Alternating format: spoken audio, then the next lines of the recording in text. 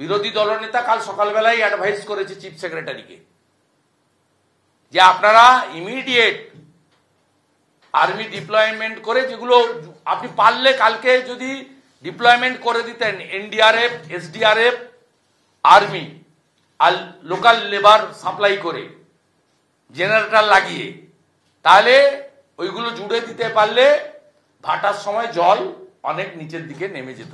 আপনি সেটা করেননি, আপনি খিচ মেরি ফটো বেরিয়ে পড়েছেন, যা হওয়ার তাই হয়েছে।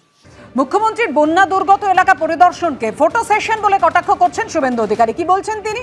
যে বন্যা কবলিত এলাকায় মুখ্যমন্ত্রী যাওয়ায় আরো সমস্যা বাড়ছে মানুষের। একই সঙ্গে প্রশাসন ও ত্রাণের কাজের পরিবর্তে ব্যস্ত থাকছে মুখ্যমন্ত্রীর তদারকিতে।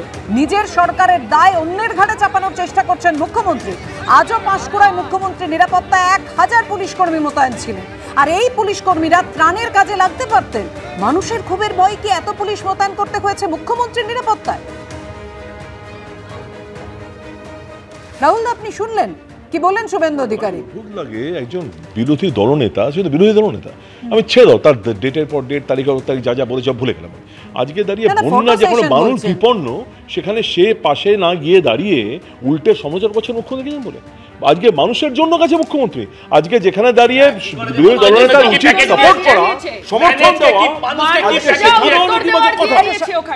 মিনিমাম দায়বদ্ধতাগুলোই মানুষের প্রতি এসব বিরোধী দলনেতা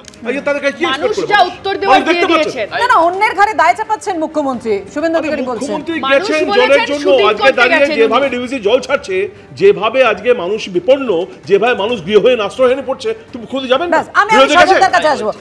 সজলদা একদম মুখ্যমন্ত্রী পরিষ্কার বলছেন বৃষ্টির জন্যই বন্যা হয়নি। বৃষ্টির জন্য দাঁড়ান বলতে দিন একটু।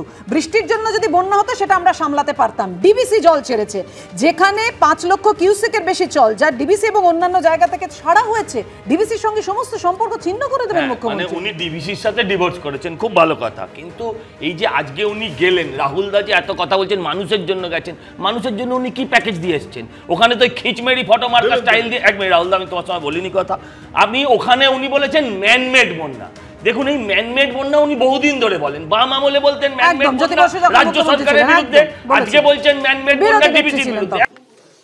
উনার এটা মামার বাড়ি নাকি? উনি চাইলে ছিন্ন করতে পারবেন নাকি? ওনার তো লজ্জা থাকা উচিত। ডিবিসি 4 টাকা 20-তে বিদ্যুৎ দেয়,